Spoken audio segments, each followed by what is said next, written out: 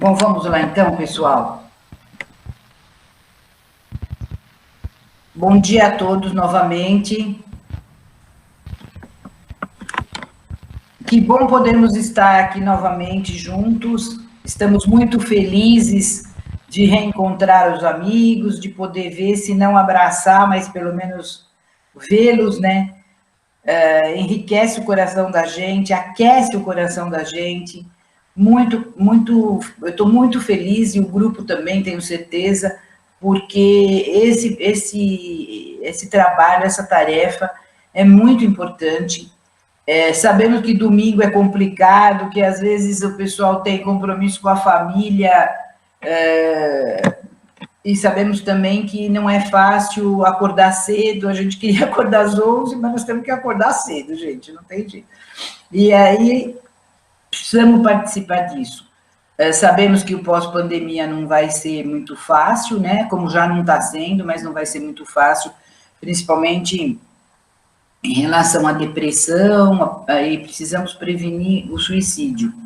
Não que nós tenhamos esse poder, mas se a gente puder fazer a nossa parte, uma pequena gotinha, que nem diz no oceano, ela faz, são de várias gotas, né, que o oceano é feito. Então, mesmo que nós formos uma gotinha, nós precisamos pensar que é muito, muito importante. E que o comparecimento de expositores, que são pessoas que passam isso para os outros, o expositor é o elo, então ele precisa estar realmente muito preparado. Há pouco a Delva estava comentando com a gente o quanto foi importante para ela algumas vezes que ela se deparou com pessoas com esse problema, o problema de suicídio, e que ela conseguiu falar alguma coisa, encaminhar de certa forma essa pessoa devido àquilo que ela tinha ouvido aqui no nosso grupo de prevenção de suicídio. Então, pessoal, vamos manter nossa linha e muita determinação para que continuamos. Não é fácil, não é fácil. Trabalhar nisso é um pouco problemático, sempre acontece problemas para a gente, sempre tem alguma coisa que tenta impedir, né? Sabemos disso, mas nós precisamos perseverar. Precisamos perseverar nesse trabalho, que ele é de extrema importância. Vamos, então, fazer nossa prece, e depois, logo depois, nós vamos ter o prazer de receber o Wagner, nosso querido amigo Wagner Silva, para fazer a nossa palestra de hoje, que vai ser sobre confinamento, relações humanas e doutrina espírita. Olha que tema mais importante, gente. Então, eu vou fazer uma prece e logo depois o Wagner já pode entrar, tá, Wagner? Obrigada. Jesus, nosso irmão maior, e Deus, nosso Pai,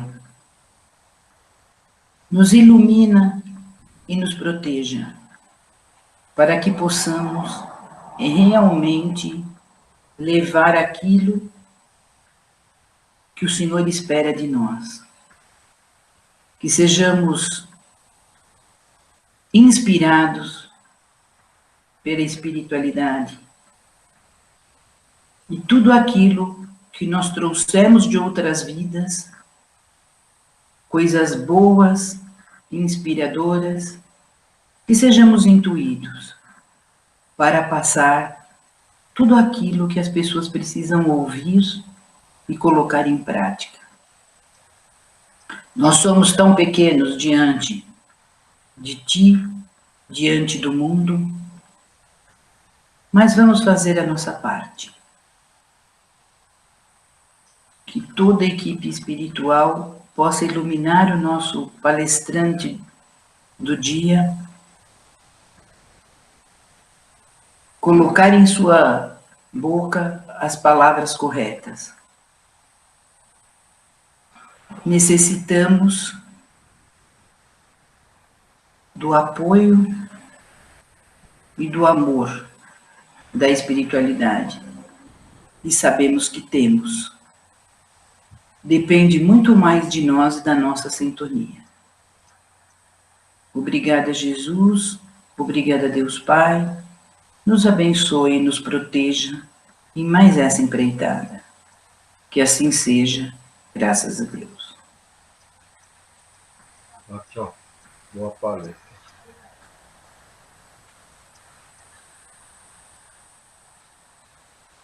Wagner? Está fechado o microfone, Wagner. Bom dia, meus irmãos e minhas irmãs em Jesus Cristo, que cada um de nós se sinta envolvido pelo Mestre Jesus, no calor do seu amor, na luz da sua paz, e que todos permitamos do fundo do coração que Ele seja para nós o caminho, a verdade e a vida. O assunto não é aquelas coisas de edificante, né? Falar de pandemia, falar dos exemplos que a gente vai dar aqui, né? Infelizmente, o tema especificamente assim não é tão agradável. A estratégia de controle, né, da transmissão do coronavírus, baseada aí no isolamento social, que é o que parece que tem funcionado mais, né? Os países que têm maior sucesso em relação ao controle da pandemia são aqueles que têm realizado esse isolamento social com mais sucesso. Essa estratégia, na verdade, obriga a todos nós, né, a passar por um processo de convivência completamente diferente daquilo que nós estávamos acostumados, né? Como a gente está ficando muito mais em casa do que a gente ficava antes, né? A nossa forma de relacionamento de uns com os outros acaba sendo afetada integralmente com isso, né? E afeta os relacionamentos sociais em duas direções opostas, né? Em relação às pessoas que moram juntas, existe muito mais exposição, né, de uma pessoa em relação à outra. Quem está junto durante muito mais tempo, exposto durante muito mais tempo, né? E isso provoca, na verdade, vamos dizer assim, um excesso de convivência em relação à situação que era anterior. Anteriormente, a gente saía para trabalhar, voltava para casa no final do dia, ficava algumas horas com as pessoas da família, dormia no dia seguinte e, portanto, só compartilhava o dia inteiro, né, de 24 horas, nos finais de semana.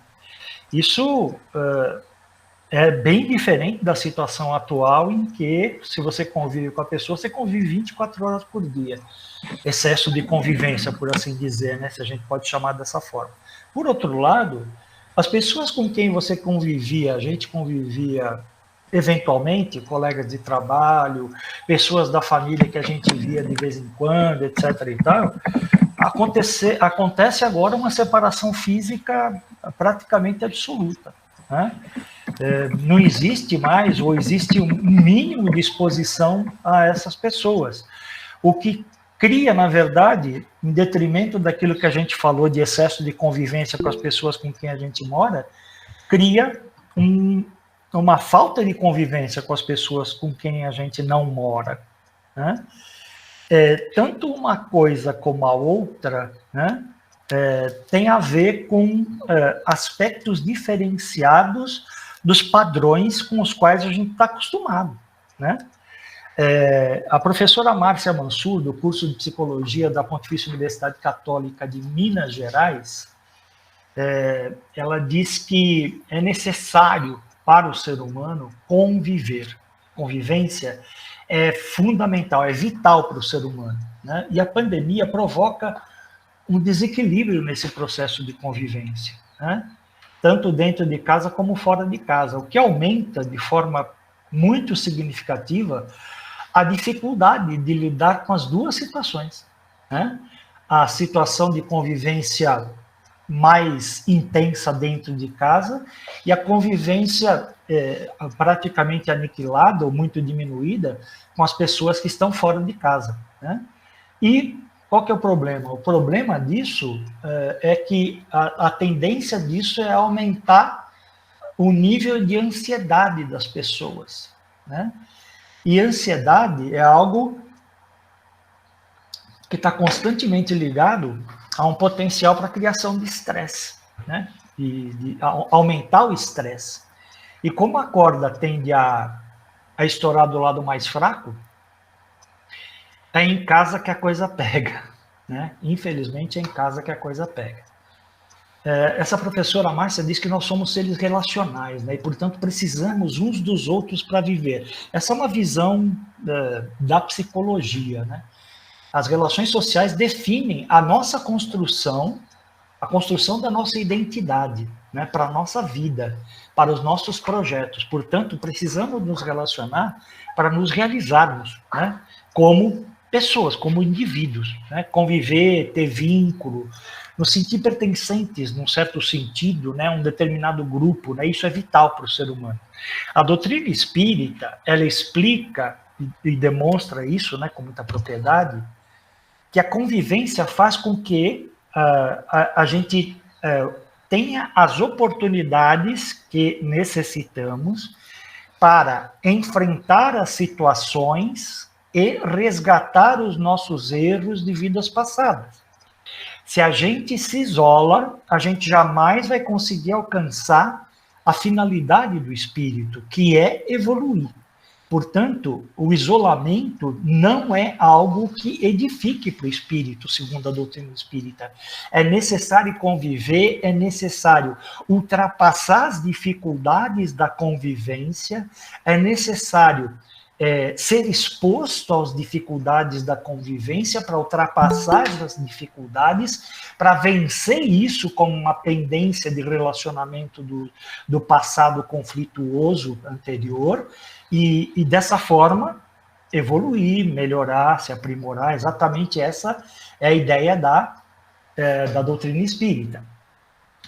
O fato da gente estar sujeito, portanto, a mais ansiedade, mais estresse nessa pandemia, cria mais possibilidade de desentendimentos, principalmente dentro de casa, né? As emoções, elas ficam naturalmente mais afloradas, né? mais visíveis. A gente acaba, mesmo que não tenha exatamente essa intenção, né? A gente acaba aumentando a nossa vulnerabilidade em função de um aumento significativo, em muitos casos, talvez não seja em 100% dos casos, mas em muitos casos, um aumento significativo no desgaste das relações em função do aumento do tempo de convivência, né, que não era alguma coisa com a qual nós estávamos normalmente acostumados. Esse desgaste nas relações acaba redundando em problemas de violência no relacionamento, né? E existem algumas estatísticas que eu vou trazer para vocês aqui, que evidenciam isso de uma forma muito triste, bastante triste, né? Só para dar alguns exemplos aqui.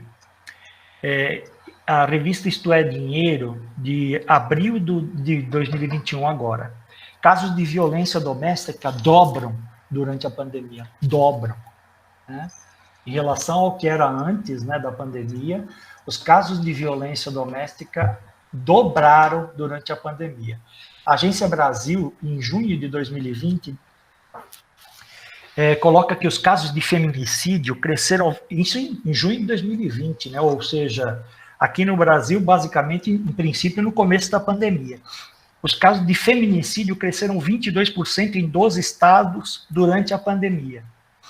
O Jornal da USP, em 6 de janeiro desse ano, diz que uma pesquisa vai analisar as raízes e consequências socioeconômicas da violência contra a mulher na pandemia. A violência contra a mulher é a mais visível, é a que mais aparece naturalmente, mas quando se fala de violência doméstica não é só contra a mulher, né? Contra as crianças e também contra idosos, que também aumentou muito na pandemia. Brasil, de fato, 10 de outubro de 2020. Uma mulher é morta a cada 9 horas durante a pandemia. É assustador, né? É desesperador. Monitoramento mostra que há subnotificação e ausência de dados sobre raça, orientação sexual e identidade de gênero. Ó Economia, 5 de março desse ano. Mulheres sofrem em silêncio com violência doméstica durante a pandemia no Brasil. Uma revista de jurisprudência, jus.com.br. Violência doméstica em tempo de confinamento obrigatório. A epidemia dentro da pandemia. Tudo falando de violência doméstica. Pesquisa mapeará como a violência doméstica aumentou durante a pandemia. Tem uma reportagem muito representativa da BBC News Brasil, falando dos relacionamentos entre casais durante a pandemia. A Covid acabou com o nosso casamento. Os casais que se separam durante a pandemia. Se der uma pesquisada lá, buscar isso na internet, vão encontrar casos, na verdade são 3 casos que são descritos durante essa reportagem, e o que chama a atenção é o caso de brasileiros. Tem um caso de uma nigeriana, um caso de um rapaz da Inglaterra, ou da Austrália, e um casal brasileiro. Ele é o Richard e ela é a Rafaela. E eles falam que tiveram 12 lindos anos juntos, né? Mas reconhecem que a pandemia mostrou que, abre aspas, muitas coisas não combinavam mais, fecha aspas. E eles aparecem numa foto, né? O casal sorrindo para a câmera, os dois sorrindo para a câmera, o pai segurando uma menina de 2 anos e a mãe segurando um bebê de 6 meses. A revista Época, falando também da questão das separações. Em setembro de 2020, divórcios crescem 54% no Brasil após queda bruta no início da pandemia. Segundo o levantamento do Colégio Notarial do Brasil, as separações saltaram de 4.600 para 7.200 entre maio e julho de 2020. De acordo com a Agência Brasil, 2020 tem recorde do número de divórcios no Brasil. Isso para falar de separações. Falando agora das pessoas, como elas se sentem, né, e os problemas que o isolamento social causa na individualidade delas, uma reportagem na internet do Hospital Santa Mônica, de 20 de julho do ano passado. Ansiedade e depressão na pandemia. O crescimento dos casos é assustador. Veja como identificar e como pedir ajuda. A Fiocruz de Brasília, em agosto do ano passado, mostra que a depressão, a ansiedade e o estresse aumentaram durante a pandemia. E a CNN Brasil, de fevereiro desse ano, Brasil lidera casos de depressão na quarentena, aponta a pesquisa da USP. Isso já era um fato definido pela Organização Mundial da Saúde, que de todos os países do mundo, o Brasil é o que mais tem casos de depressão e ansiedade. Né? A ansiedade no Brasil ela é endêmica, na verdade. Né? É um problema extremamente sério. Extremamente sério. Por que nós estamos falando tudo isso? Né? Porque a gente está dando, na verdade, exemplos aqui a respeito dos quais, né, que, na verdade, explicam ou exemplificam, na verdade, que os desgastes das relações entre as pessoas estão produzindo problemas que chegam, né, frequentemente a provocar um desgaste na relação que leva à violência, né? Leva à violência. E quando não leva à violência, está aumentando significativamente os casos de quadros depressivos, de quadros de ansiedade, de tal forma, né, que as pessoas envolvidas com esses quadros acabam tendo necessidade de receberem tratamento adequado, né? E isso através de profissionais, por exemplo, né? Só para a gente ter uma ideia, né?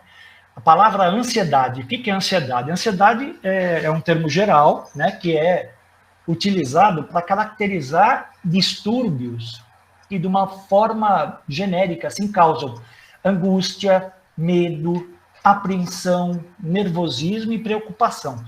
A ansiedade não é uma reação em si completamente ruim, né? Ela é uma reação natural em certas situações da vida. Você vai fazer uma prova, você fica ansioso. Você vai fazer uma viagem de férias, a gente fica ansioso. E até uma ansiedade boa, né? Pegar um avião para ficar de férias, para gozar de férias, é muito bom. É uma ansiedade positiva. O problema acontece quando esses sentimentos, né, trazidos pela ansiedade, são vivenciados de forma intensa demais e começam a ficar patológicos, ou seja, começam a ser doentios. São muito frequentes e acabam comprometendo a qualidade e a saúde emocional do ser humano, né?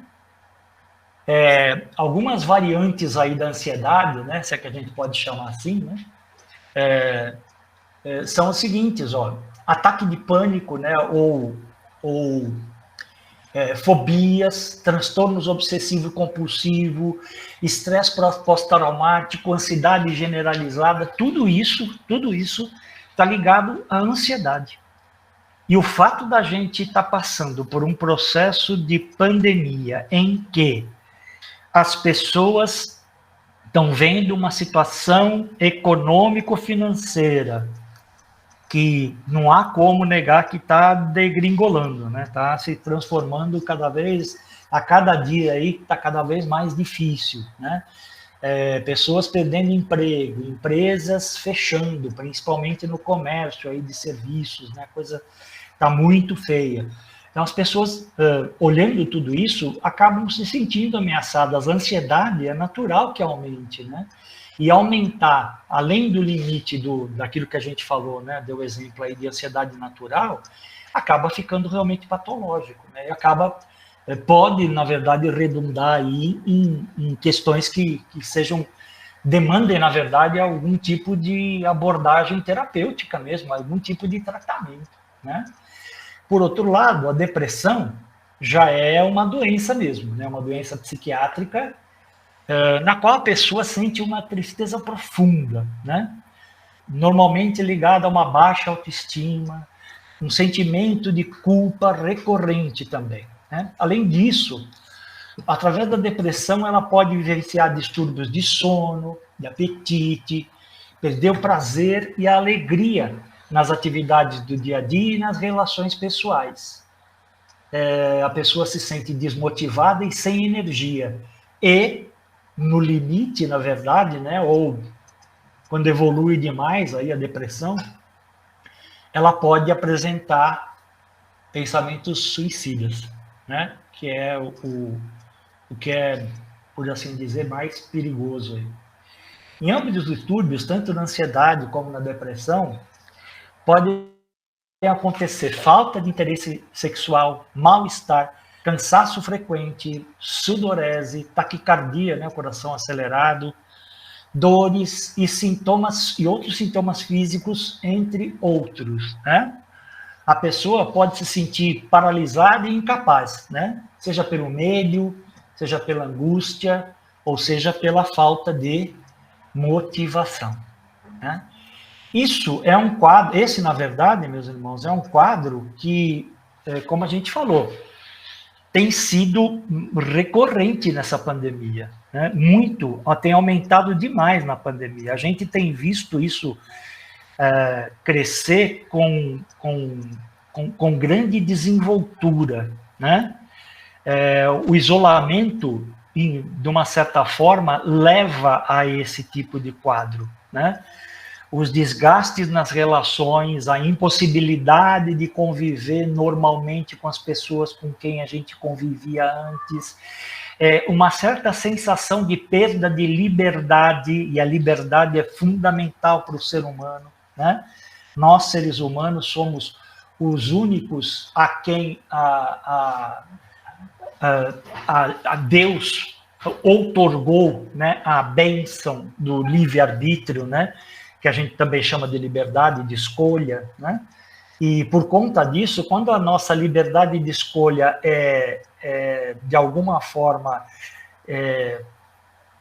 limitada, né? Quando a minha liberdade de ir e vir começa a ser limitada, isso aumenta o meu estresse, né? O fato de não poder sair ou ter a minha possibilidade de sair limitada faz com que o estresse aumente, com que eu esteja mais sujeito à questão de tudo aquilo que a gente falou agora, né? Depressão, etc. e tal, né? Só que em tudo que a gente falou até agora, meus irmãos, de tudo que foi dito até agora, né? É necessário que a gente não se esqueça de que sempre, em todos os casos, né? Citamos aí a questão da violência doméstica, a violência contra a mulher, a violência contra crianças, a violência contra os idosos, os números que passaram aí, né? E tudo que foi dito. O centro, o cerne de todo o problema é como que nós estamos reagindo ao que está nos acontecendo, né?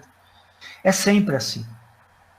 As dificuldades não são responsáveis por aquilo que nós fazemos, né? Aquilo que acontece conosco não define o que a gente faz. A forma como a gente reage ao que acontece conosco é o que define o que a gente é. Como que eu reajo àquilo que está acontecendo? De que forma que eu me coloco em relação àquilo que está acontecendo comigo? Hoje, o mundo inteiro está sujeito, na verdade, a essa pandemia e as consequências dela, né?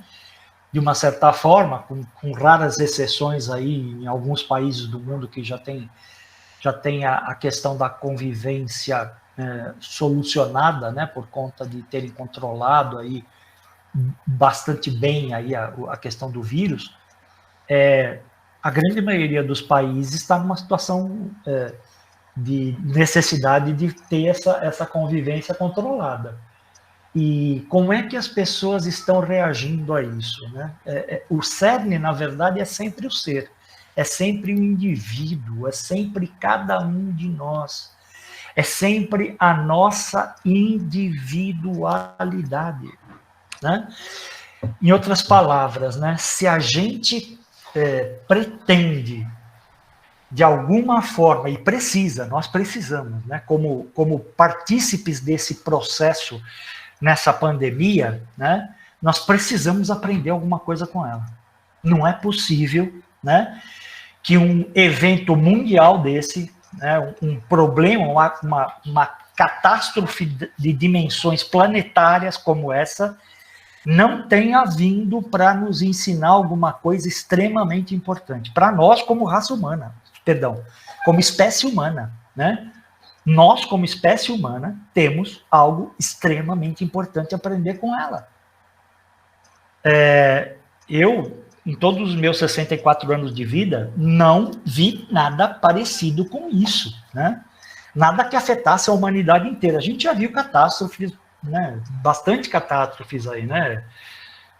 Há alguns anos atrás, aí, não faz tanto tempo assim, teve aquele terremoto no Haiti lá que devastou o país, né? Foi uma coisa horripilante, mas é uma coisa assim, né, localizada. Aquilo afeta uma população de um determinado local. Teve o tsunami que afetou vários países. É verdade. Centenas de milhares de vidas foram ceifadas por causa do tsunami lá, etc. Mas também afetou uma população de uma parte lá da Ásia, etc. e tal. Nada com dimensões planetárias como esse vírus está afetando, né? Temos algo a aprender com isso. Alguma coisa temos que aprender com isso. E como aquilo que nós fazemos depende exclusivamente de nós, a forma como nós reagimos, né, na verdade, tem a ver com aquilo que nós somos, né? Aquilo que nós somos é que define a forma como nós reagimos.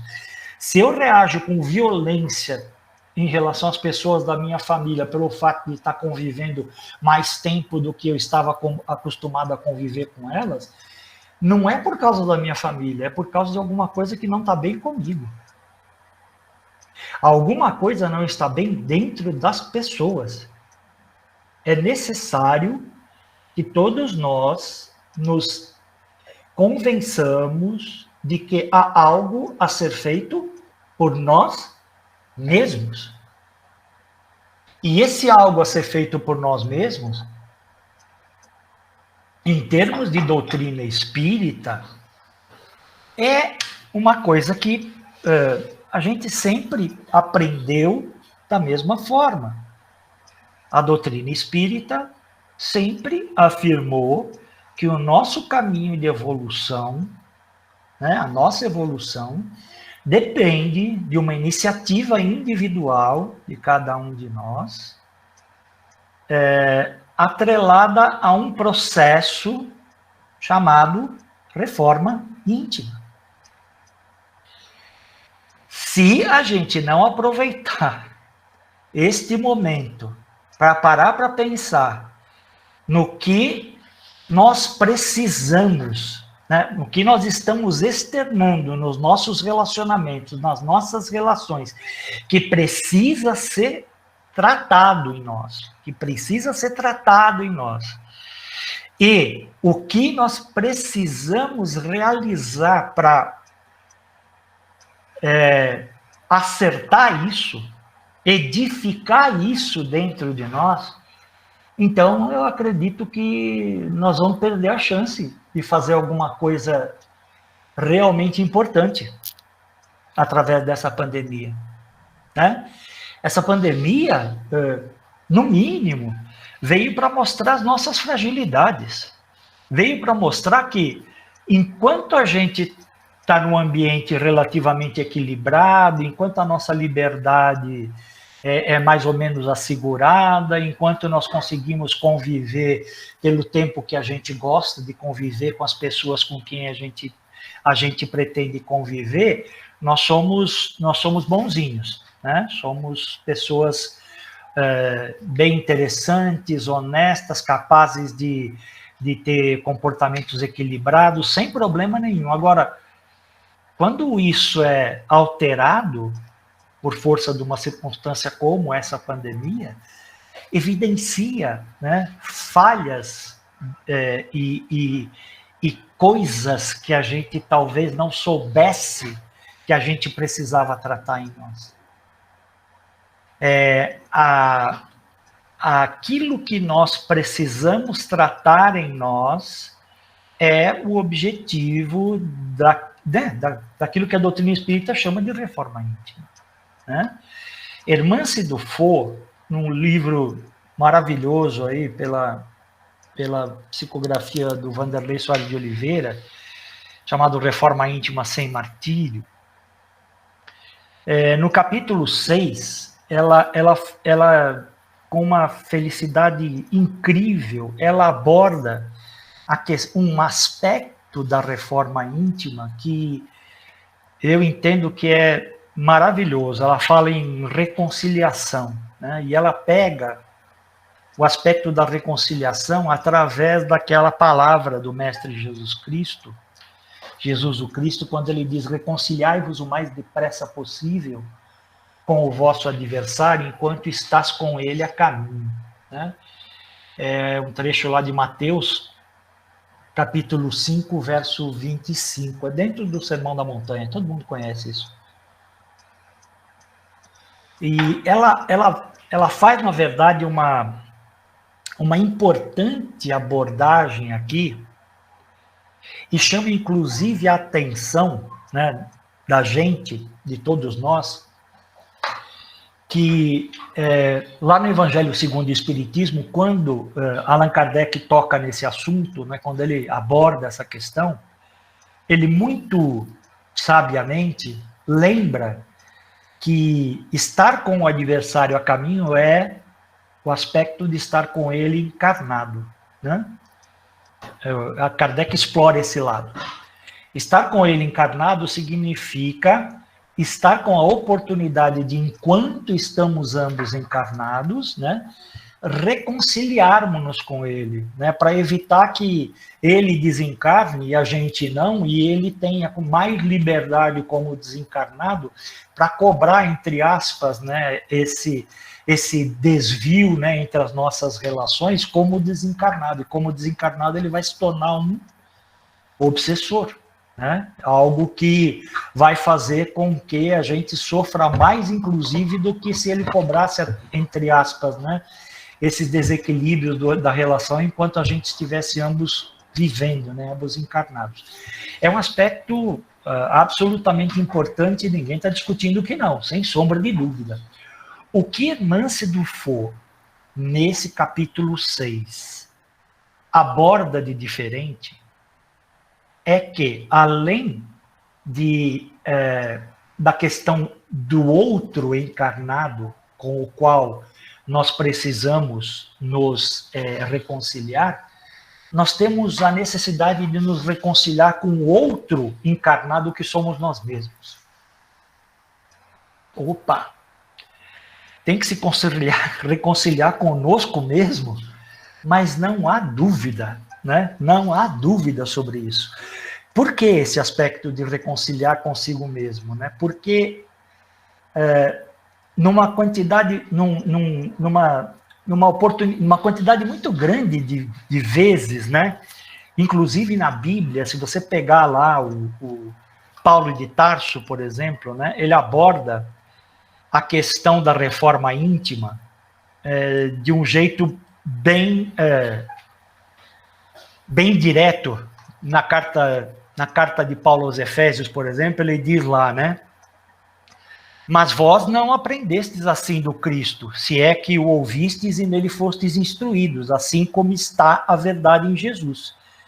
Despojando-vos, segundo a antiga expressão do homem velho, que se corrompe com seus anseios errôneos, renovai-vos, pois, no espírito do vosso entendimento, e revesti-vos do homem novo, que segundo Deus foi criado para a justiça e verdadeira santidade. O aspecto que Paulo coloca aqui, de reforma íntima, e eu não estou dizendo que Paulo está errado, né? A forma como ele aborda aqui é uma forma didática de explicar a reforma íntima, né? Ele fala de reforma íntima como despojar-se do homem velho, despojar é deixar de lado, abandonar, largar, né? O homem velho, e revestir-vos do homem novo, como se fosse vestir-se e se paramentar, né, convenientemente para uma nova situação, né? Percebe que é uma mudança bastante drástica, né, que Paulo coloca aqui, né? Como se isso fosse possível, né? Uma parte significativa das pessoas frequentemente considera a reforma íntima do ponto de vista de matar em nós, né, os nossos erros, né? Morte ao homem velho, extinção das sombras do erro e do vício, esmagamento do passado delituoso, como se fosse possível, né, acabar de um momento para o outro com as coisas que a gente não gosta em nós, aquilo que a gente precisa mudar. E, em contrapartida, fazer nascer imediatamente um homem novo, permitir a eclosão da luz da virtude, permitir o alvorecer do futuro radioso da prática do bem sem mácula. Apaga aqui, acende lá. Nós, como espíritas, sabemos, né, que não dá para fazer reforma íntima desse jeito. Não dá para matar o homem velho, porque o homem velho é o espírito antigo de cada um de nós que vem reencarnando há centenas, milhares de encarnações, aí vai saber quantas. Não se mata o espírito, ninguém consegue fazer reforma íntima matando aquilo que era. Não acontece isso. E Hermance Dufour chama a atenção de uma forma muito clara, né? Muito clara para isso. Não dá para fazer reforma íntima desse jeito. A única forma de fazer reforma íntima é através da transformação. É preciso transformar. E transformar é pegar esse homem velho pegar aquele ser cheio de erros, cheio de enganos, aquele que reage mal a uma quarentena, aquele que não consegue conviver convenientemente com as pessoas que estão na sua casa 24 horas por dia por causa da ausência de liberdade em função de estar em isolamento social, né? Só para dar alguns exemplos. E não matar esse cidadão, não matar esse comportamento indevido, mas conquistar esse comportamento, né? Fazer com que ele seja renovado, transformar esse comportamento. A gente não elimina aquilo que a gente foi, a gente transforma para melhor. A gente não pode ter aversão ao que a gente foi. Precisamos desenvolver uma relação pacífica, muito pacífica, de aceitação daquilo que nós fomos, ou daquilo que nós ainda somos, mas sem conformismo. Não é aceitar, eu sou assim mesmo, nunca vou mudar de jeito nenhum, né? Mas precisamos desenvolver uma relação pacífica de aceitação sem conformismo, fazendo com que esse ser humano velho, né, esse homem velho citado por Paulo, seja um grande aliado do nosso aperfeiçoamento, né? As expressões mais condizentes, então, não é, de jeito nenhum a gente poderia dizer a morte para o homem velho, nada disso, é revitalizar o homem velho. Não é a extinção das sombras do erro e do vício, né? É harmonizar a sombra com as luzes do bem. Não é esmagar o passado delituoso, é, na verdade, conquistar o passado, né, para um futuro de realizações elevadas. Esse conjunto de coisas a gente pode chamar de educação. As nossas imperfeições, aquilo que a gente precisa mudar, melhorar, são demarcações muito claras daquilo que a gente precisa evitar. São coisas que têm a ver com o nosso aprendizado, aquilo que a gente precisa aproveitar para avançar. Ser contra o nosso passado, negar aquilo que nós fomos, é, na verdade, o que o nosso orgulho faz, né? O orgulho encobre, na verdade, com as ilusões da nossa personalidade, aquilo que ele não quer mostrar para nós, né? A gente quer ser cego em relação àquilo que a gente não gosta. Tipo assim, ó, eu não sou mais assim, né? Esse cara que errou desse jeito no passado, não sou mais eu, né? De jeito nenhum. Eu fui assim, fiz essa bobagem, né? Mas não tenho mais nada a ver com aquele cara. Então, não tenho que fazer mais nada em relação a isso. Tá tudo resolvido. Lê de engano, tá? Lê de engano. É necessário trabalhar nos erros, mas é necessário trabalhar, e importante, fundamentalmente importante, né? É necessário se reconciliar enquanto está a caminho. Exatamente como o mestre falou. O que significa estar a caminho, né? O roteiro da evolução individual, né, esse adversário, na verdade, é o nosso egoísmo ligado às ilusões que o nosso orgulho coloca para nós, né? Mudar isso depende de uma disposição íntima para encarar a realidade a respeito de nós mesmos, sem medo. Sem medo. Depende de uma boa vontade imensa de olhar o nosso mundo interior, que é um desconhecido para muitos de nós, né?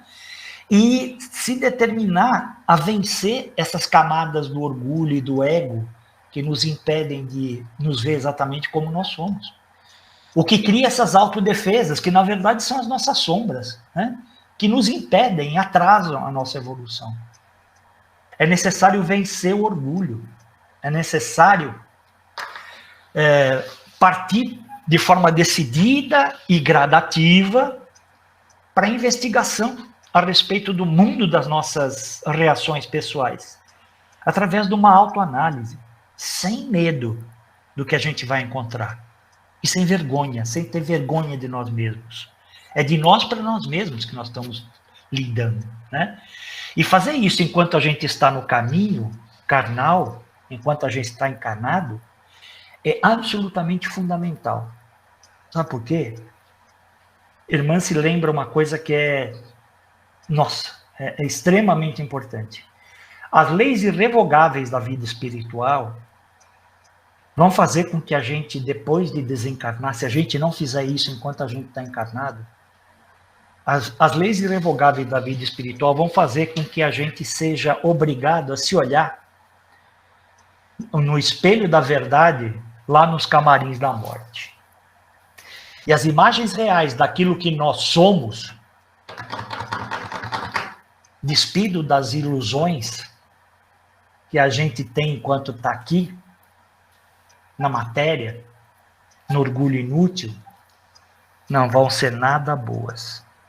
Vão ser muito piores do que a gente imagina que é encarar a nós mesmos nessa autoanálise que foi citada. Muito pior. Postergar, portanto, essa reconciliação conosco mesmo é desamor, é invigilância, é desperdício de vida, de oportunidade, desperdício de uma encarnação, né, de um momento divino de oportunidade para nos restituir à realidade de que nós somos. Permitir que nós cresçamos como nós precisamos crescer. Reformar, portanto, é formar novamente, né? A reforma íntima é isso, né? Formar novamente, dar nova forma. Reforma íntima é imprimir uma nova direção aos valores que nós já adquirimos. Temos valores, mas temos que imprimir uma nova direção a esses valores, através do autoconhecimento, melhorando, aprimorando, para que a gente possa ajudar outras pessoas a fazer isso também, neste momento de pandemia e depois dele. Tá bom, meus irmãos? Deus nos abençoe. Muito obrigado pela atenção de todos. Fico à disposição.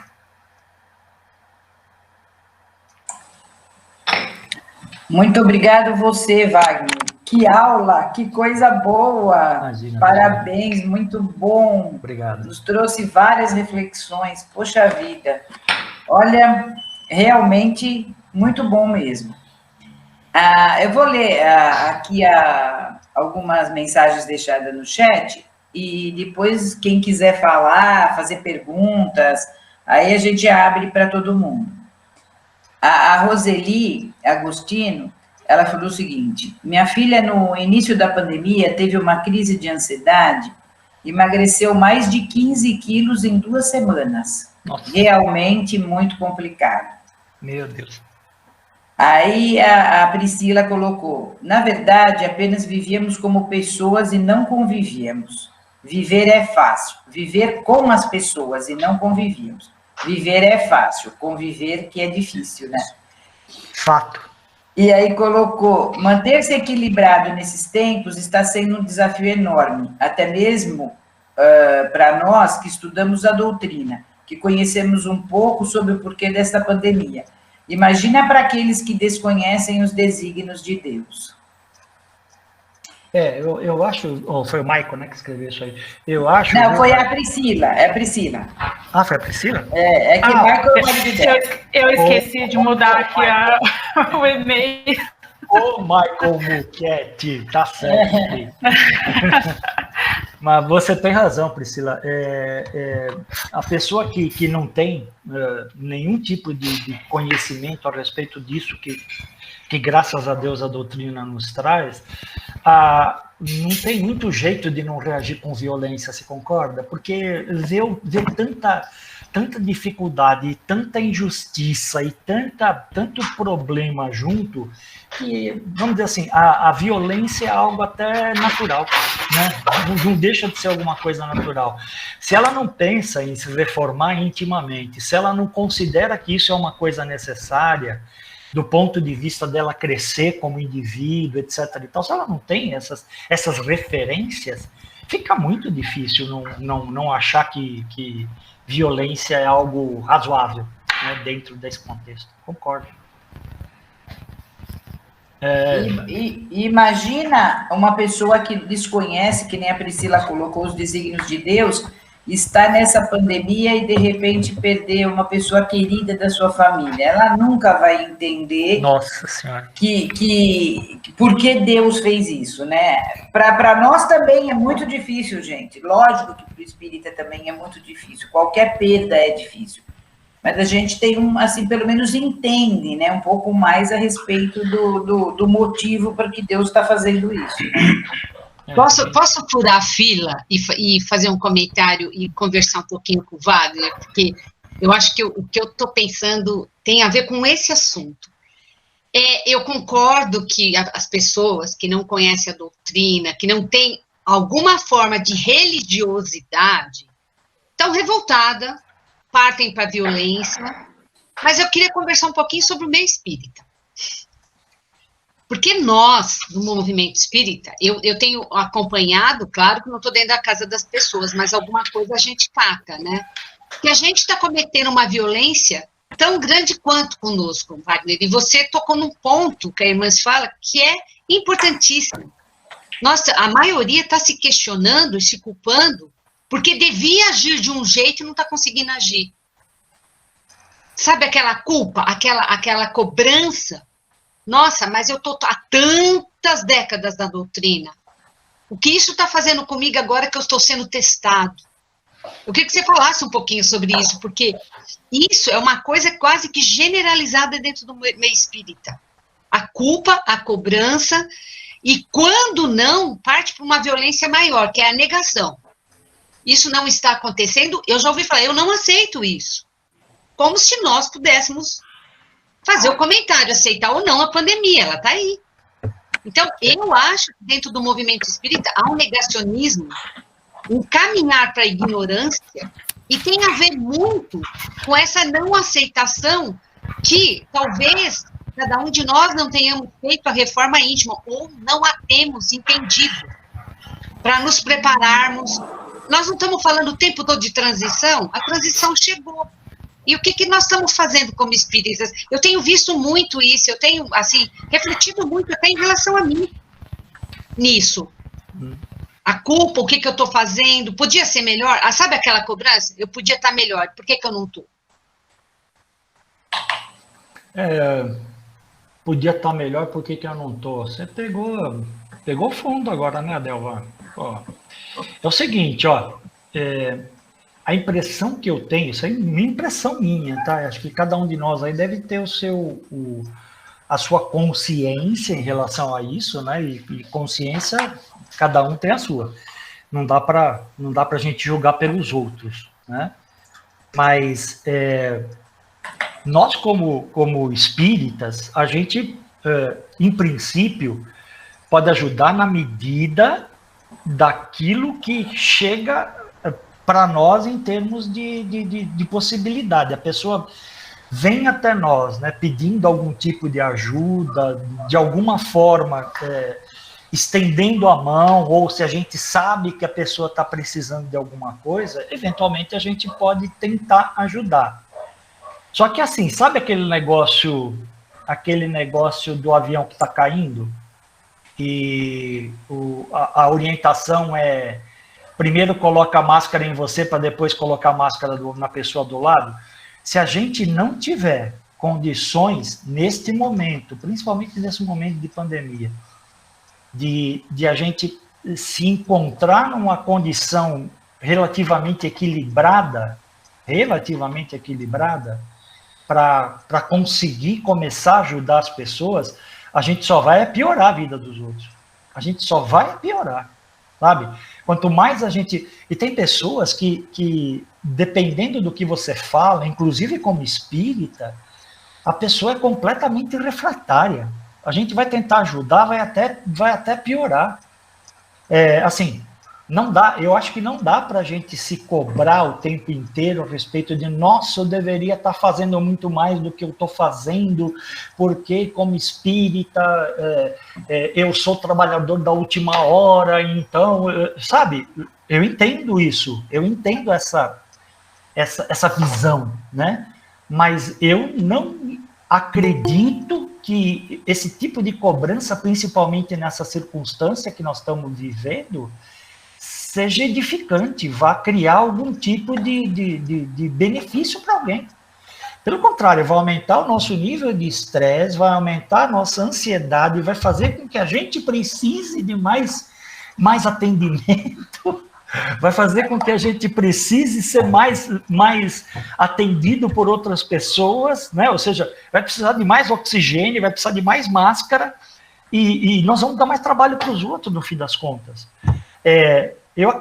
Essa é a minha opinião. Eu acredito que se a gente fica mais suave em relação a essas cobranças, a gente consegue ajudar mais. Com certeza, minha opinião, tá? Eu queria ouvir a opinião dos outros aí também.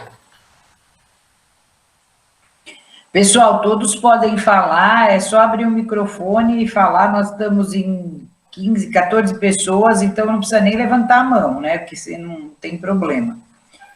A Pri falou que temos que aceitar a limitação aí. Isso, porque a gente não respeita os próprios limites. A gente dá uma de super-homem, super-herói, de salvador, né? De todos os que convivem conosco, ou a gente quer controlar a situação, acha que pode tudo, e aí a gente realmente vai precisar de terapia, vai precisar de remédio, vai precisar de muito atendimento para todo lado, de apoio social. A gente vai ser um peso imenso para esse momento que já está pesado, né? Já está pesado, e não sei vocês, mas a impressão que eu tenho é que não há horizonte de termo para isso aí não, hein? Tem a impressão que eu estava vendo pessoas falando assim, por ano que vem acho que vai dar para abrir os cursos presenciais. Eu acho que não. Não estou vendo esse horizonte, não. Mas tomara. Expectativa positiva até é essa. Mas não vejo isso como muito claro, não, nesse horizonte. Então, o pessoal Luiz Cláudio. Oi, Beth, fala. Estou lendo o livro que você me recomendou, Wagner, né?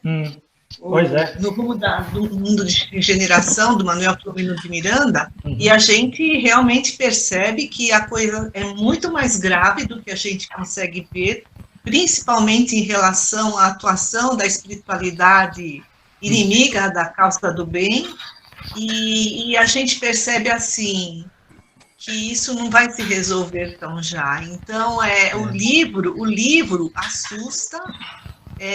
Talvez por uma palestra não seja assim adequado falar tudo que Manuel traz, mas para nós trabalhadores, eu acho que todo mundo deveria ler esse livro para pôr o pé no chão e se preparar e não aguardar assim essa resolução imediata para daqui meio ano, um ano, porque apesar não vai ter todo o lado econômico para ser recuperado, e emocional também, o emocional também. Principalmente, né? O emocional. Pessoal, o Luiz Cláudio levantou a mão. Pode falar, Luiz Cláudio.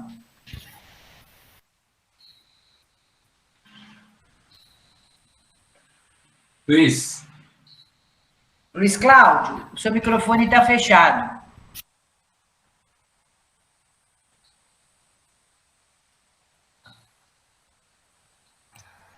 Agora dá. Agora sim. Então, um dos meios pelos quais nós podemos colaborar com a situação atual, né, com nossos irmãos, com nossos amigos, as pessoas que em situação difícil, é o Evangelho no lar. Nós devemos fazer a nossa parte, ficar bem, transmitir, fazer com que haja essa propagação do bem. Certo? Nós temos que fazer isso, porque nós conhecemos um pouco da doutrina espírita e sabemos o motivo pelo qual todos estão passando por uma situação considerada muito delicada. Então, nós temos que fazer a nossa parte. Então, transmitir muita tranquilidade, certo? Não ficar ouvindo muitas notícias aí que deixa todo mundo apavorado. Se ouvir, procura analisar se convém passar. Então, a nossa parte é essa. Incentivar cada vez mais a prática da oração. Porque o pessoal fica tão envolvido na situação, fica tão nervoso, perde a calma, perde o controle, certo? E os mais fracos é que sentem, as crianças, principalmente. Então, nós temos visto aí muita coisa que nos deixa muito chateado, né? Então, uma das formas de nós colaborarmos é dinamizarmos mais o que nós temos de bom, que é exatamente essa facilidade de procurar entender as pessoas, não obstante ser difícil, mas nós temos uma série de dificuldades. Mas o pouco que nós conhecemos, nós podemos ajudar, colaborar, certas palestras de consolo, aquela palavra, conversar com os vizinhos, transmitir um pouco de tranquilidade, né, de destacar mais o ponto positivo da vida, não obstante estar em situação difícil. Então, nós temos isso. Então, é a nossa participação, nós fazemos de tudo para ficarmos bem, para ajudarmos bem as pessoas, passar essa tranquilidade. Você talvez está ouvindo uma palestra do Dr. Américo Canhoto, e está falando a respeito das pessoas assintomáticas, né, que têm o vírus, mas não sente. Então, se ela tiver um comportamento correto, um comportamento exemplar, fazendo a sua oração diária, participando das atividades na qual ela pode colaborar com as pessoas, mantendo um bom pensamento, sintonia com o plano espiritual elevado, esse vírus ele vai reduzir o efeito. Se ele chegar a contaminar alguma pessoa, o efeito é quase zero, porque nós fizemos a nossa parte. Isso que nós temos que destacar, essa parte. Se alguém quiser complementar, eu agradeço. Obrigado. Não, tá certo, você tem toda a razão. Essa parte a gente pode fazer, sem sombra de dúvida. Continuar fazendo e ampliando isso mesmo, tá certo. É isso mesmo. Vou só colocar aqui o que escreveram aqui no chat. Hoje como não tem muita gente, dá para ler aqui o chat. O Sebastião Moura falou assim, minha filha se divorciou no ano passado. Então, exatamente, cai aí no convívio, né, Wagner? As dificuldades estão muito grandes, não há dúvida nenhuma. E a Ana Cristina, o renascer que Jesus disse, na minha visão, é nascer um pouquinho a cada dia. Não é só a situação de reencarnar, mas de mudar todo dia. Transformar, é isso mesmo. É isso mesmo. Vladimir Lopes, excelente palestra, abriu mais nossos horizontes, destacou bem a reforma íntima com aspectos nem sempre observados. O deixar para depois é desculpa para não enfrentarmos as vicissitudes da vida. A Beth escreveu, palestra magnífica, muito bem contextualizada para o momento atual, e desmistificou a reforma íntima que não deve ser acompanhada de martírio. É isso mesmo. Devagar, né? E o Vladimir Lopes escreveu de novo, a transição não chegou agora, ela é permanente, estamos sempre em depuração. Então, o problema é que agora está atingindo todo mundo de uma vez, ou vai. Mas a gente tem sempre que lembrar de tudo que foi falado aí, né? Inclusive no mundo de regeneração, a gente vê realmente que nós não estamos desamparados, né? Então, tem até uma mensagem no Fonte Viva, lição 41, mensagem em Hebreus, que diz assim, ó, nunca te deixarei, nem te desampararei. Porque Jesus já havia falado, né? No mundo tereis aflições, mas tem bom ânimo, eu venci o mundo. E isso já vem desde a época lá de Moisés, né? Com Josué, quando ele também recebeu essa mensagem, né? Então, a gente vai ver que no livro No Mundo de Regeneração, nós temos sendo auxiliados tanto no plano espiritual, quanto no plano físico, todos estão convocados a agir nesse momento, né? Então, é um momento que nós temos que ter mais confiança, né? Muito mais fé, confiança e realmente buscar isso. Tudo que o Wagner comentou, inclusive, quando ele disse da reconciliação, que a pessoa, quando está lá no plano espiritual, se torna um obsessor, no livro No Mundo de Regeneração está contando isso claramente.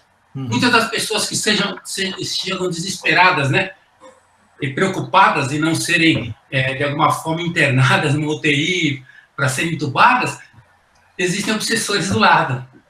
E é um trabalho muito grande para a espiritualidade, para agir nessa forma. Então, o importante é que tenhamos realmente mantenhamos, né, como diz Emmanuel, na confortadora certeza de que toda tempestade é seguida pela atmosfera tranquila e que não existe noite sem alvorecer.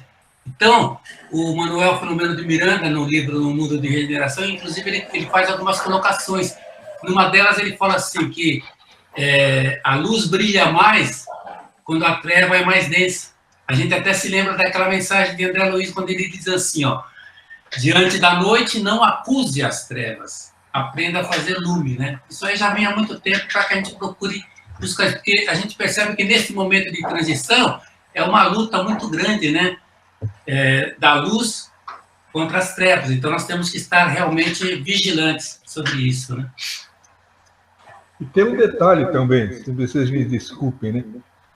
Nós devemos nos preparar, estar muito bem preparados espiritualmente, um equilíbrio total, né? Porque nós temos os inimigos da causa. Exatamente. Esses inimigos da causa, eles estão agindo de uma forma assim, desastrosa. Estão pegando todos os recursos para poder, segundo o Divaldo, principalmente os espíritas, que nós temos uma visão maior, seguimos Cristo, eles são inimigos do Cristo, são inimigos da nossa causa. Todo cuidado é muito pouco. Isso aí.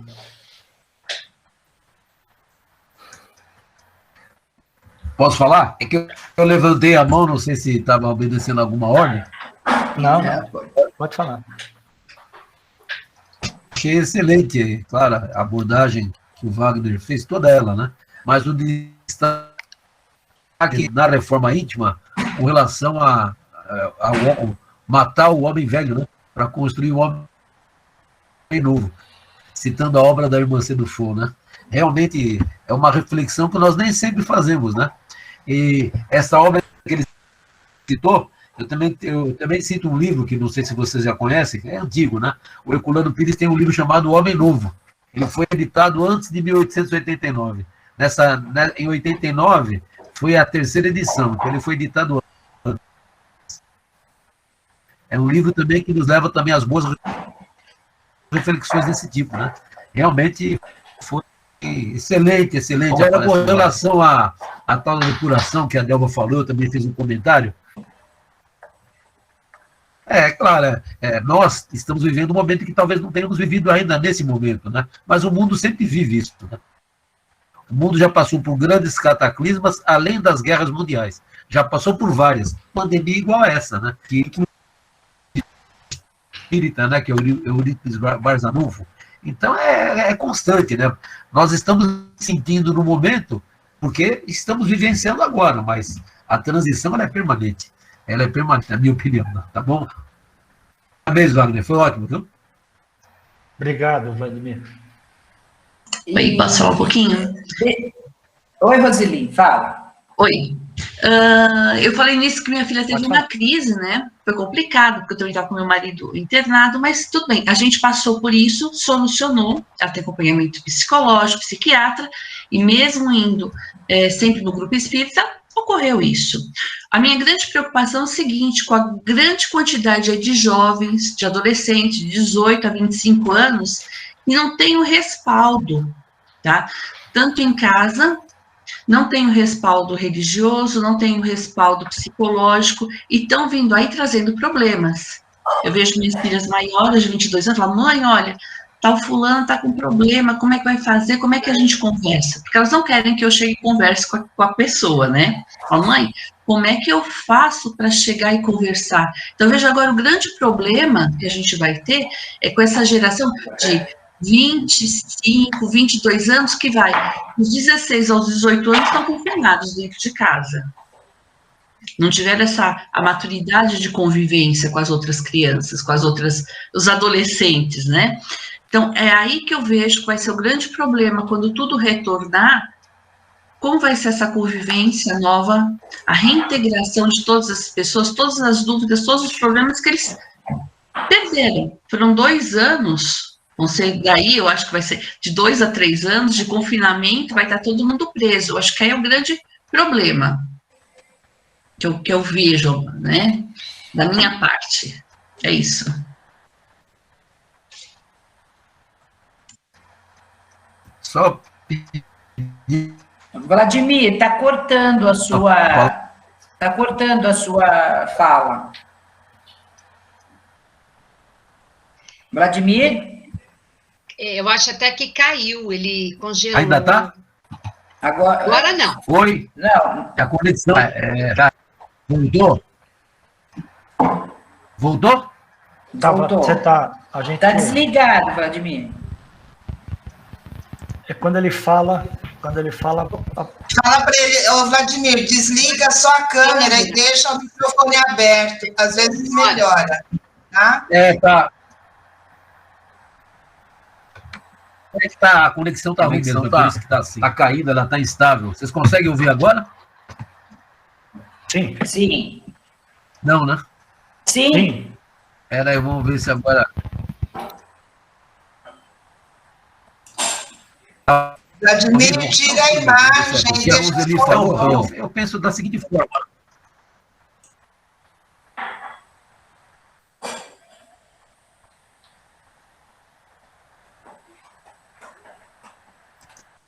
Vladimir? Eu tirei. Não, o problema não é na imagem, o problema é na internet. Agora estamos ouvindo melhor. Fala, Vladimir. Acho que ele caiu agora. Mas tá, a estabilidade tá com problema hoje. Não, eu não caí, não. Não sei o que aconteceu. Mas vocês conseguem me ouvir? Sim, aparentemente. Não, né?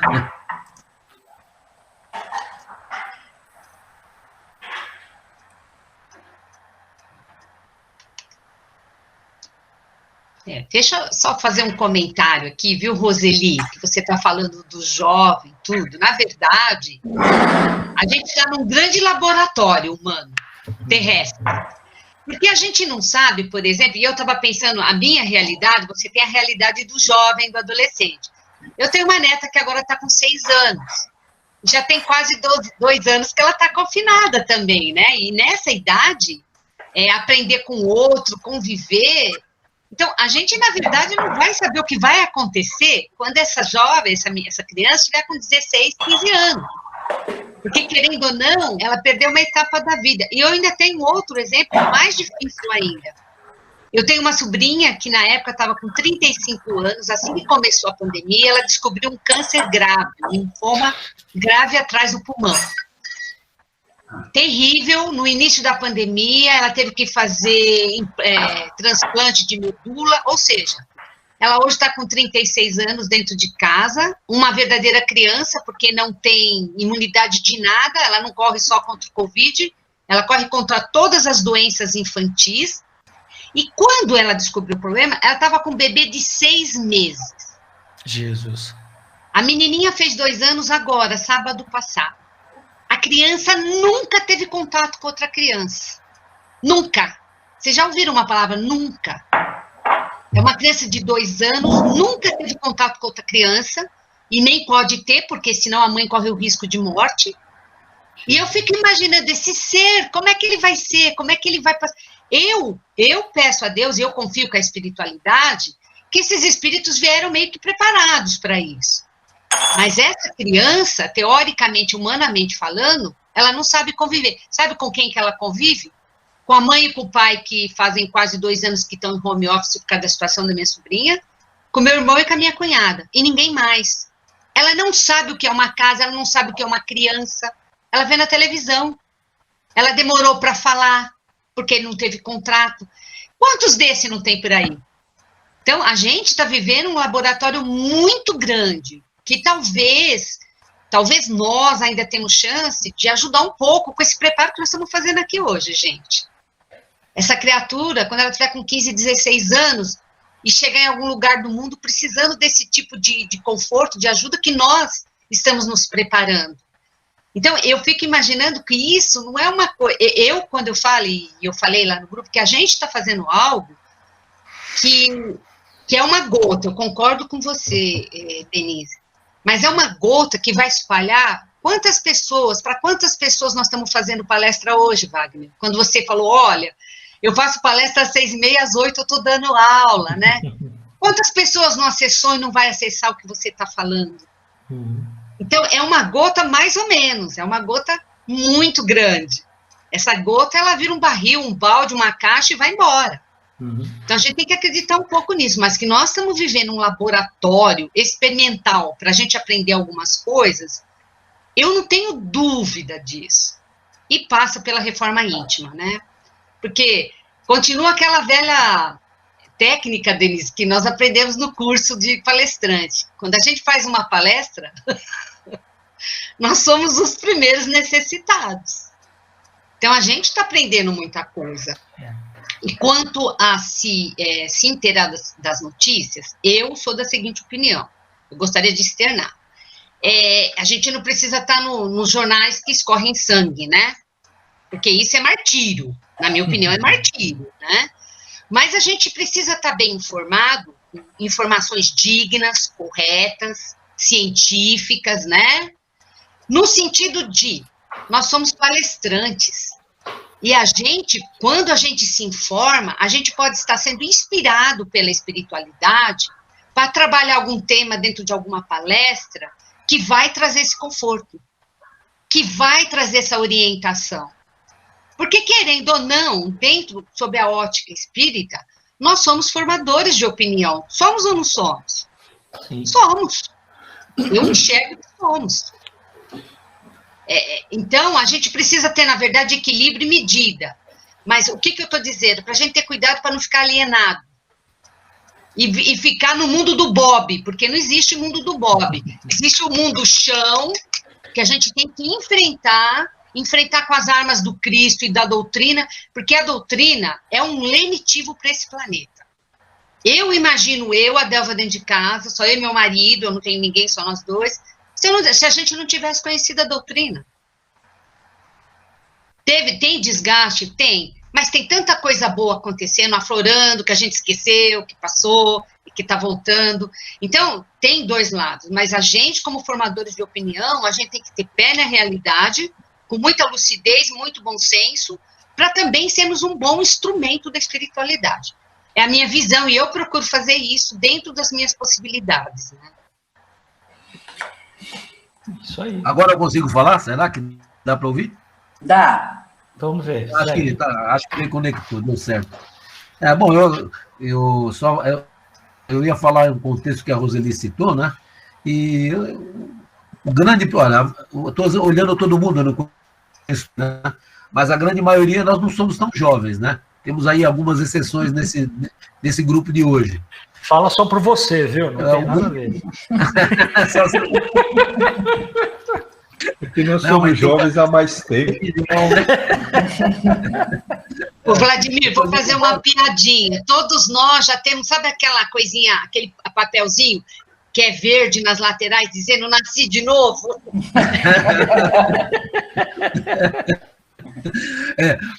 Mas tem gente mais jovem, ao menos a Priscila eu sei que é jovem, né? Que eu não sei outras pessoas, mas a Priscila é.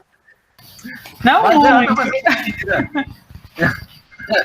mas eu analiso uma coisa assim, né?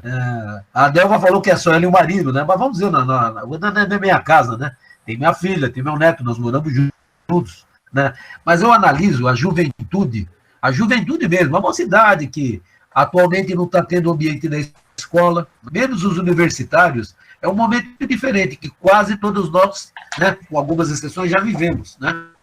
Então, para nós, fica um pouco menos difícil, mais compreensível, né? Já tivemos uma oportunidade que o jovem de agora está tendo essa falta.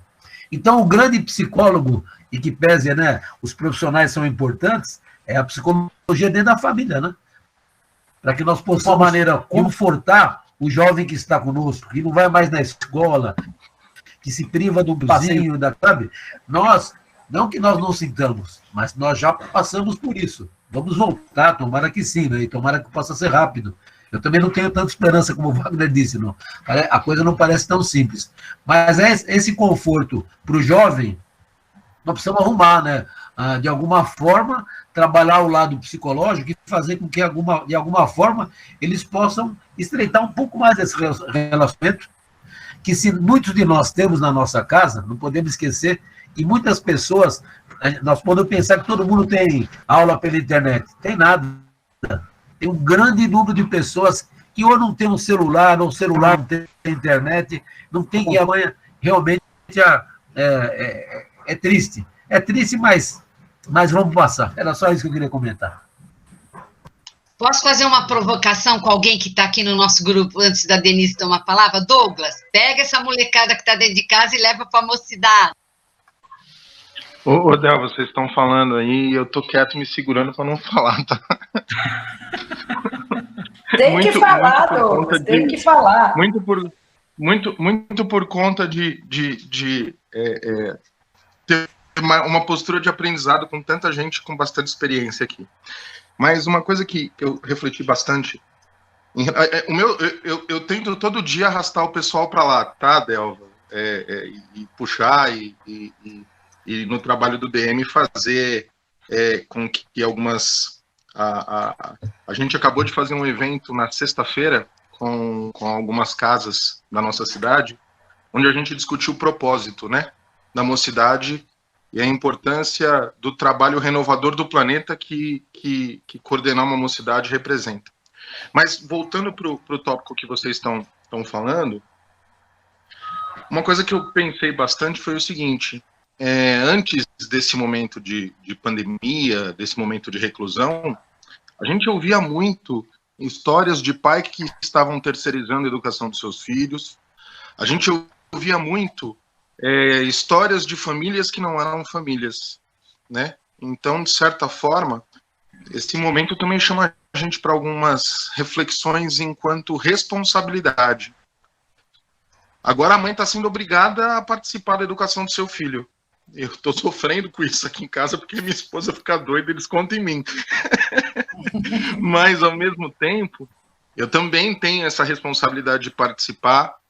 E tem famílias que estão em pleno momento de choque porque nunca se relacionaram, né?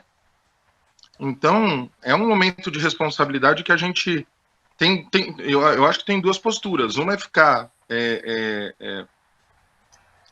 esperando o retorno do anterior, que não vai voltar, e que se o normal fosse bom, a gente não precisava de transição, né?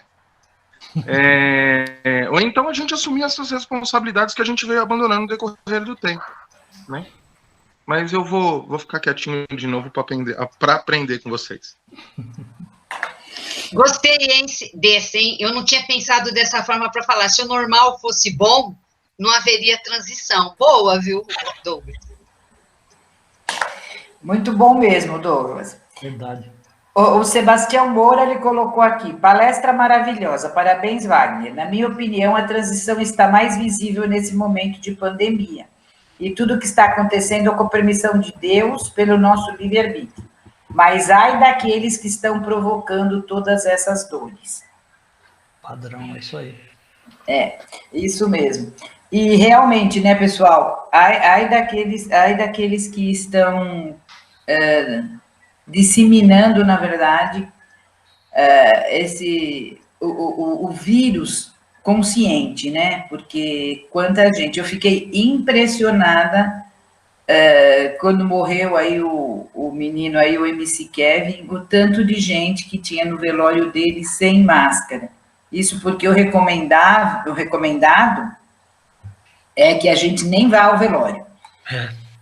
Coloquei isso, mas olha, cheio de político aí também que tem passeatas e outras coisas. Então, não é só porque é o MC Kevin, não. O pessoal não pensa mesmo e aí mistura as coisas. Mas, enfim, cada um com o seu livre-arbítrio, né, gente? Olha, nós estamos chegando aqui nos momentos finais da nossa reunião e uma coisa bastante importante que eu gostaria de falar... o Douglas colocou a respeito da mocidade, é uma coisa que a USE está tentando trazer mesmo, são as crianças e os jovens, porque conforme mesmo o próprio Vladimir falou, nós já somos um pouquinho mais, os jovens mais experientes, né, Luiz Cláudio, segundo o Luiz Cláudio, então nós somos jovens mais experientes, e nós precisamos que venham aí as crianças e a mocidade, E precisamos, inclusive, de sugestões, viu, gente, de como chamar o jovem para ter mais consciência, o jovem para a doutrina, para que ele tenha mais responsabilidade, e isso independente de ser a doutrina espírita, qualquer outra religião, mas o jovem precisa ser chamado, ele está precisando ser convocado, vamos dizer assim, não é para uma guerra, não, mas é para uma grande libertação aí, e precisamos que ele esteja presente para que ele possa direcionar a doutrina e as outras religiões, enfim. Então, a USE está trabalhando nesse sentido. Então, quem tiver sugestões para como nós podemos mostrar para o jovem a importância disso, é bem-vindo. Muito bem-vindo. E, às vezes, a pessoa pode perguntar, mas a palestra hoje foi sobre convivência, isso e aquilo, mas e na prevenção do suicídio? Na prevenção do suicídio, gente, primeiro a reforma mesmo. Tem que ser falado de reforma íntima, tem que ser falado dessa transformação, tem que ser feita essa transformação, porque todo mundo fala, isso já é um slogan, né, da doutrina espírita, reforma íntima, mas nós fazemos? Nós estamos realmente nos transformando? Enquanto isso não acontecer, nós vamos ter que falar e procurar fazer, né, da melhor forma possível. Então, muito obrigada, Wagner, a palestra foi muito boa, realmente muito elucidativa, muito obrigada a todo mundo que participou, com a sua opinião, com a sua presença, e agora nós vamos convidar a Priscila, como já tinha sido combinado, para fazer a nossa oração final, e depois, viu, Vladimir, se você quiser cantar uma música para nós também, tudo bem, tá? Então, eu não participei do comecinho, eu não sabia que a Priscila da prece final, mas se vocês permitirem, a música que eu pretendo cantar é prece, ela pode servir como prece. Não, mas for possível. Deixa a Priscila fazer, que ela nós já tínhamos combinado, e depois você faz também, tá? Tá bom.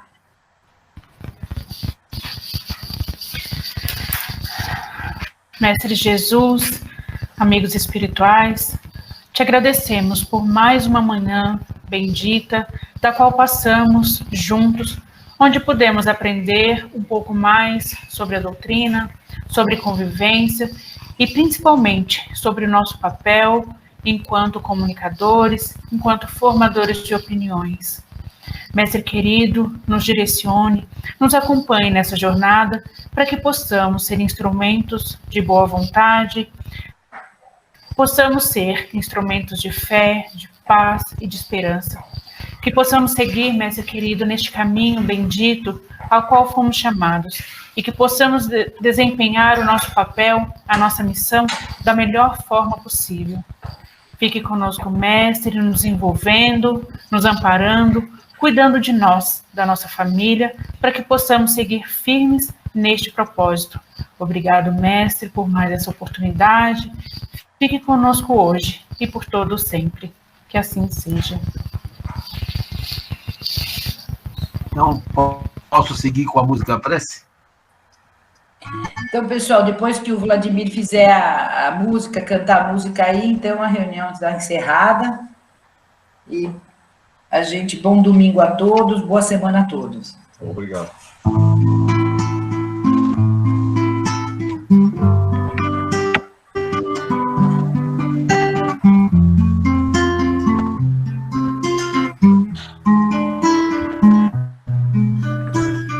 Ó Jesus, todo amor, flor de luz do Senhor, Mestre amado,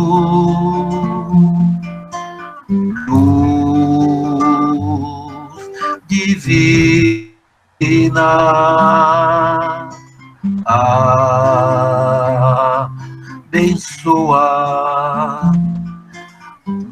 nossa doutrina.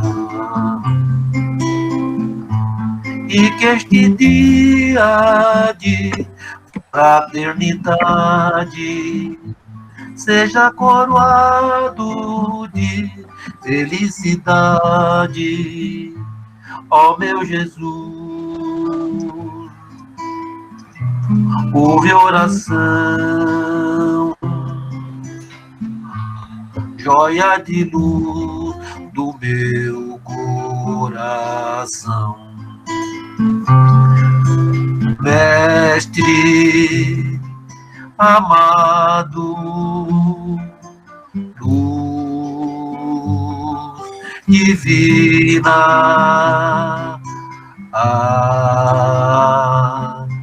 abençoa nossa doutrina.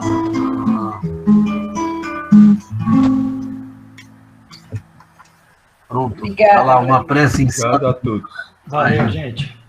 Muito Tchau, obrigado. pessoal. Obrigada, gente.